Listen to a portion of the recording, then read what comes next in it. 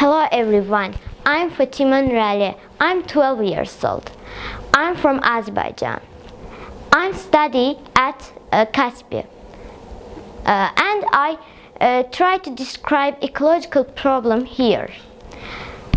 We don't want make pollutions, but unfortunately we do.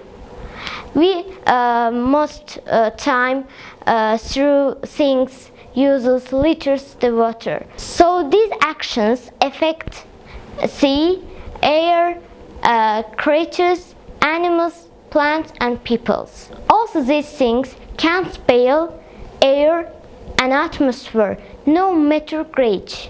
Also these things can spoil air and atmosphere no matter what gender. Let's get together and protect the nature. In this case, we can save our society at the same time.